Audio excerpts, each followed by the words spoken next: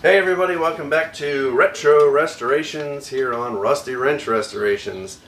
Well, as I said, last week was the last single tractor retro restoration video, that I had something special in store for you this week. So I've had some tractors that have come and gone. Surprise, surprise. As you know by now on this channel, usually nothing lasts for long around here. But I have had some tractors in the past that I've gotten that just never got restored. You know, I bought them in whatever condition they were in, and then I sold them off. So they never had that chance to get into retro restorations or have that glory of being restored and nicely painted. Alright, sit back, relax, and enjoy. So these photos are not in any particular order. This isn't from, first to last. I think some of these are even mixed up, so you might see some here at the beginning and then a few more of the same one later on, but no rhyme or reason with this. Like I said, this is just a collection of pictures of tractors that I've owned in the past that I never got the chance to restore. So this one here, a neighbor of mine had drove by and saw that I was into tractors, and he asked if I was interested in buying another one. And I said, always, of course, So this is a 1939 John Deere L. It was not running at the time when I got it, and it just needed to have a carb clean. But anyway, it was a John Deere L, and it came with the sickle bar mower that you can see there on the side. I ended up selling it to my buddy Brian. As you know, Brian and I buy, sell, and trade with each other with all kinds of equipment. So here's a picture of it at the Bonnie Bright Plow Day. At that time, it was owned by Brian, and that's my John Deere H in the background that I had restored. There is another retro restoration video on the John Deere H, so if you're interested in that, go ahead and check it out. And then I just got a video here of, I believe it was the day I got it home and got it running.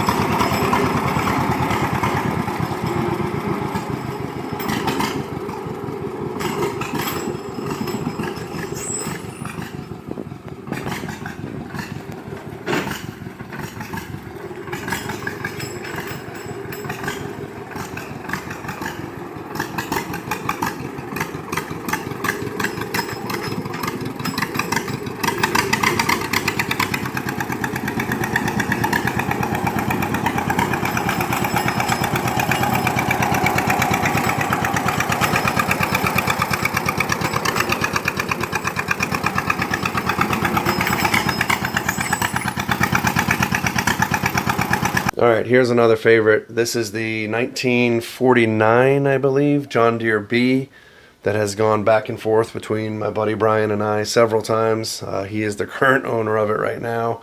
I've owned this on, I think, two or three separate occasions, and I've yet had the chance to restore it. So maybe one day, even if Brian decides to keep it, maybe I'll get the chance to do it. But I ended up buying this number 45 loader from another guy that I know out in Tennessee, and him and his grandfather came and dropped it off, which was great.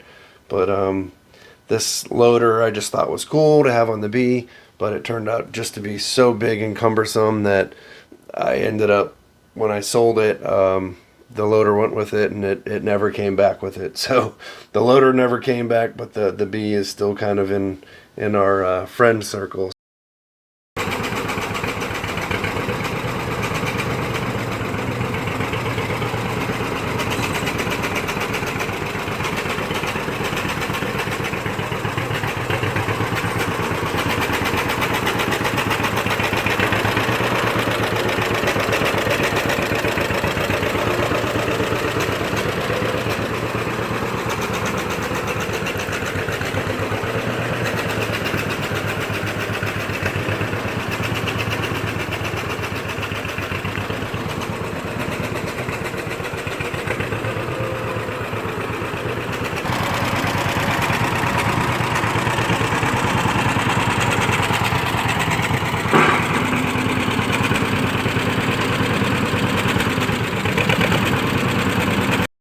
here's that B with the 415 two-bottom plow that I had restored. Here's the B, getting ready to do a little Christmas neighborhood parade type thing.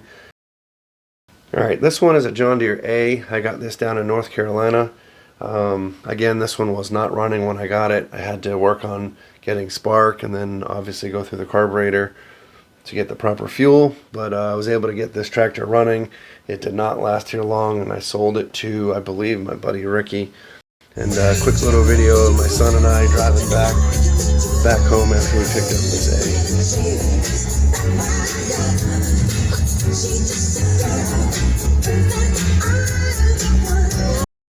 A. Alright, this is one of those ones I really regret not only not restoring, but just getting rid of in general. This was a, I'm not sure what the year it was, 50, 55, 56 maybe. It was a John Deere 420 crawler. What was very unique about this one was it had the 3-point hitch on the back. It was missing some components, so I had to kind of fabricate some things, but the 3-point hitch on a crawler is very, very rare. Another neat thing about this was the tracks themselves. Those grouser pads came in 10, 12, and 14-inch widths. This one had the smaller 10-inch width grouser pad, and the tracks were set in the narrow settings. They were squished in as far as they can. If you look at the rear sprocket, you'll see the dish is turned inwards instead of outwards.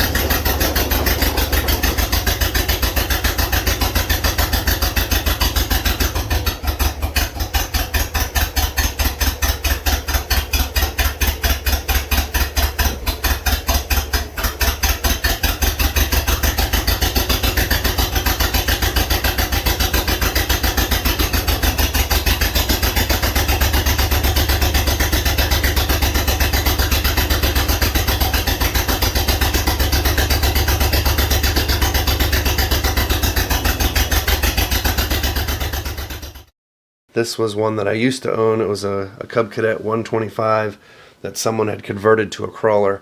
So, you know, to have a Cub Cadet and a crawler, two of the things I like, pretty neat to have in one setup. The tracks came from another tracked type tractor called a Mighty Mite by Mead, M-E-A-D. So someone had kind of cobbled this together. They did an alright job, but it definitely needed to have a lot more work done to it to make it operational. I mean, it did work. It used 2 disc brakes to lock up each side of the differential to steer it. So if the RPMs were jacked up really high and you were moving kind of quick, it would steer pretty good, but low speed operations was not the best functioning thing, but still a cool conversation piece to say the least.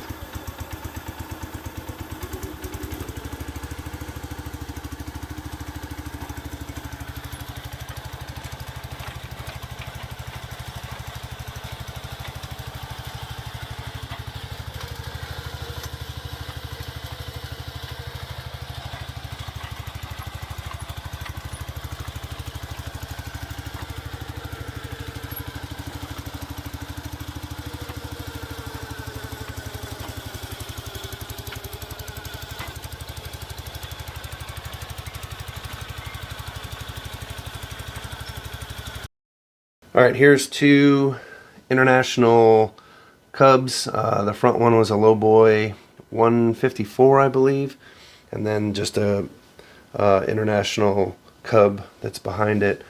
The one that's behind it, that's in a retro restoration video. I had actually restored that tractor.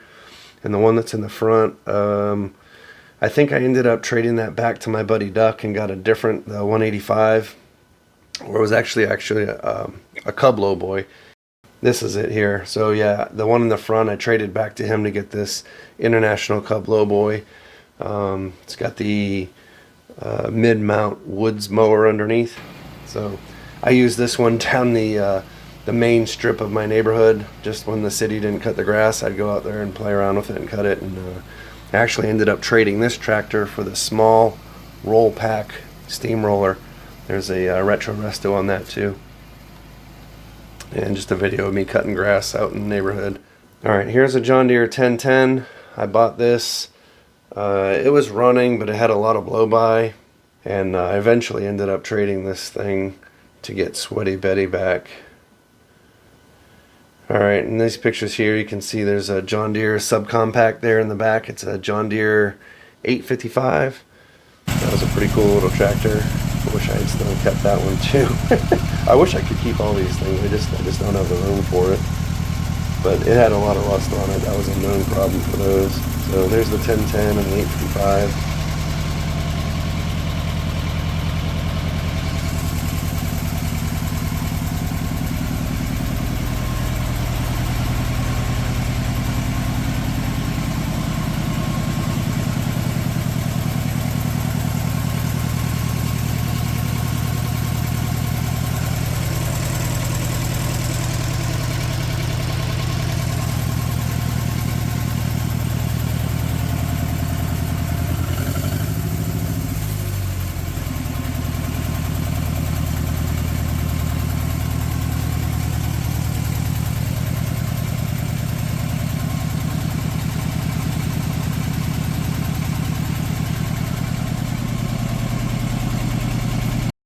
So here's the 1010 at the farmer's table in Newport News, Virginia.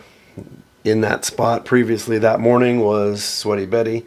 I had sold Sweaty Betty years ago and just regretted it and wanted it back. And the owner wouldn't sell it back to me because he wanted a tractor outside for his business, which I understood. So he said he'd be willing to trade, but it had to be something that was interesting and that ran and drove. So I traded the 1010 to get Sweaty Betty back.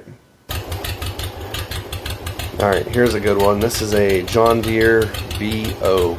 So it's a B tractor. I was going to say B style, but this is an unstyled tractor. But it's a B model tractor, and it was the Orchard version. So you can see the rear fenders have the front sweeping metal on the front there. And then on top of the hood, where you have your air inlet, your fuel cover, and your what was it? Oh, this one was dual fuel.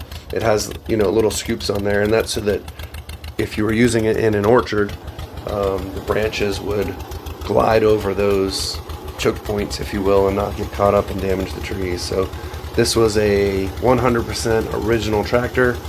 When I got it, I never had any plans to restore it. I never would have messed with this thing. They're only original once. Alright, you can see in this picture here, we got Santa hanging off the roof, but we got the 1010 in the driveway, we got the 855, and then there's a all original John Deere 40 standard at the end there on the left side that had the original, I want to say they were 1100, I think that was the number of them, the front and rear cultivators. Here's a photo of me inside the Virginia Beach Convention Center. I brought it in for one of the car shows they had there, so got lots of attention from that. People like to see original tractor. Hey, I remember farming with these, that kind of thing. So these Dubuque 40s and 420s are very popular in this area of the Mid-Atlantic, Virginia, North Carolina, as were the Farmall A's and Cubs. It's tobacco country, and they were just very useful for that crop. Alright, here's a picture of the 420. That tractor never got restored. It's still fairly local to me. I'm in contact with the owner once in a while. But that tractor was sold brand new up in New Hampshire. So I grew up there. It was actually the most local dealer at the time. so it's kind of neat that it was sold up there. And it was sold to a sawmill in Vermont, and hence why it's got such a big bucket on the front. The sawmill used it to move sawdust. Alright, so this photo here is me and my dad. This was the Cub Cadet original that I had got from Bullpen Antiques in New York. It had a Danco loader on the front, which is a very rare option for those. It also had the original International Harvester spools for the dual wheels in the back. Here's my dad sitting on it. Just a pretty cool machine. Here's a Bobcat Farm Boy. It was the smallest that I know of. Smallest Bobcat skid steer that you could actually ride on. Anything smaller than this would have been the ones you stand on in the back. But this one was kind of neat. I got it and cleaned it up and basically flipped it so that I could buy the John Deere 70 skid steer that I ended up restoring. It was skiddy. I got into the small diesel tractors for a little bit. This was a Ford 1220. I did absolutely nothing with this except for keep it for a couple weeks, clean it up, and I think I ended up trading it to get my John Deere 40 back. I had sold that. Lots of buying and repurchasing, if you can see the trend here. But anyway, this thing was pretty neat. Power steering, had the 3-point in the back. It had the hydraulic blade. I think it even angled, if I remember correctly, hydraulically, but it's a pretty cool little tractor. Alright, here's a trio of 3 out of the 5 crawlers I had.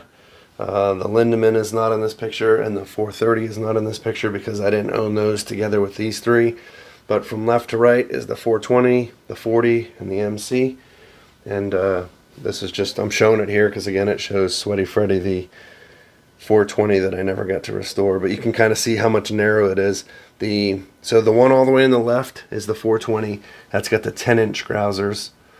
And then all the way on the right, the MC, the green one, has the 12-inch grousers. And then the 40 in the middle has the 14-inch. So you can kind of see the difference between the 3 of those.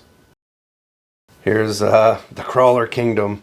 Everything in the garage. This is when I was doing the 40 restoration, painting it. So fun stuff. This is me out in West Virginia. I had picked up the 420 and I was on my way back home. Alright, here's a John Deere M.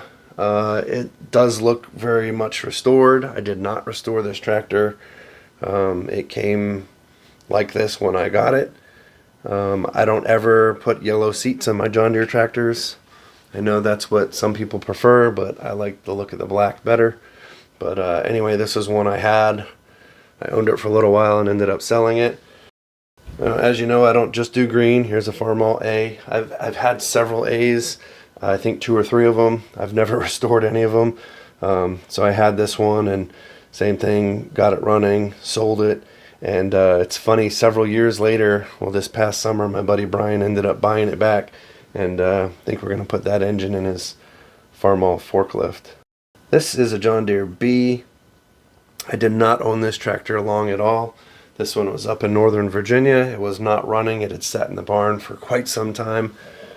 I literally bought it, brought it home, cleaned out the carburetor, got it running, and sold it to a guy, local guy here not too far in North Carolina. This is a steel wheel John Deere 2-bottom trip plow. Bought this down in North Carolina as well, and ended up selling it just because it was just too noisy moving around with the steel wheels. Alright, this is, if I could have one tractor back that I've owned that I got rid of that I really regret the most, it was this one. This was an 88 or an 89 John Deere 950 3-cylinder diesel tractor, full-wheel drive, had the 80 loader on the front. I think it only had a little over 1,000 hours on it. Everything on that tractor is original. The tires, the seat, the paint, everything. Like, whoever had it before me, it was in really good shape. I bought this one out in West Virginia. In fact, I sold my Lindemann crawler and the John Deere 40 that I restored to buy this tractor. And this tractor I actually bought right after, or right before I retired from the Navy. And I had a few months off from when I retired until I started back my government job. And that summer I used this tractor and did all kinds of work. So here we are. I'm helping out my buddy Rick, tearing up a driveway for his friend. So we did driveways. I rented Harley rakes for the back. So there's a few pictures and video of me using this tractor. I know it's not really vintage or antique, and I didn't restore it, but it was one that I owned that I really loved. So this is that driveway before we dug it up with the box blade on the back. Yeah, here's just me. I guess it was fall, pretty cold. This is at one of the local high schools in Virginia Beach. I used the rototiller on the back to help out the baseball teams to dig up the infield.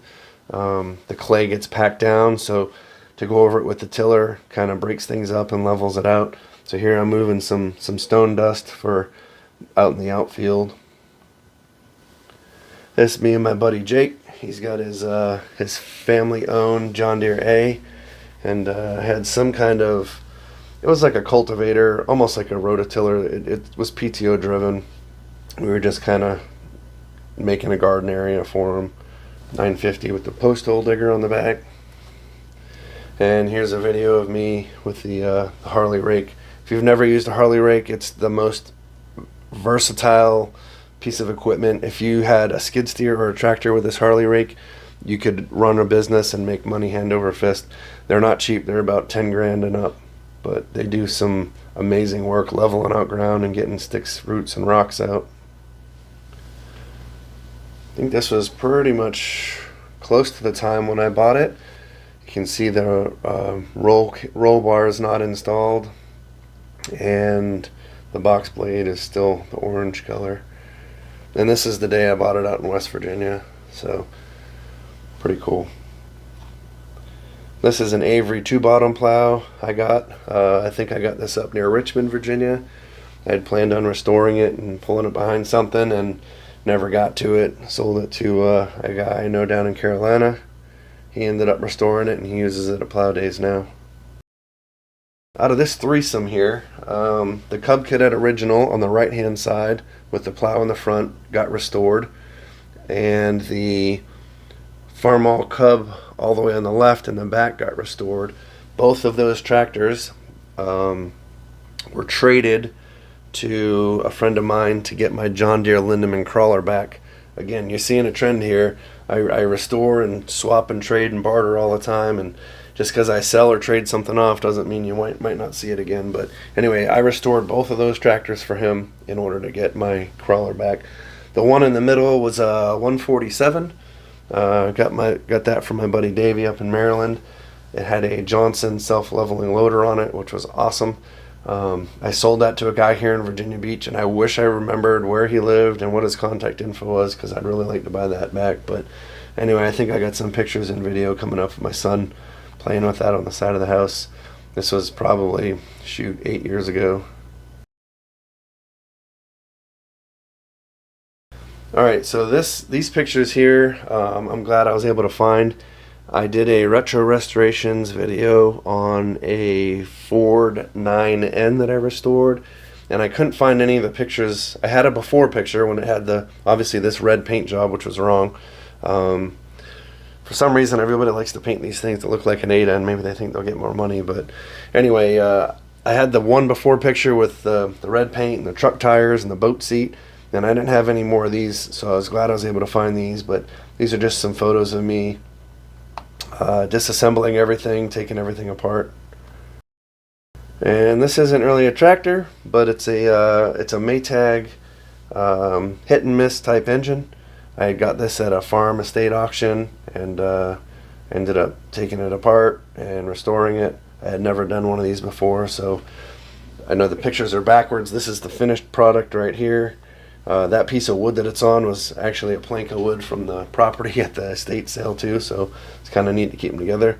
And then this is the before.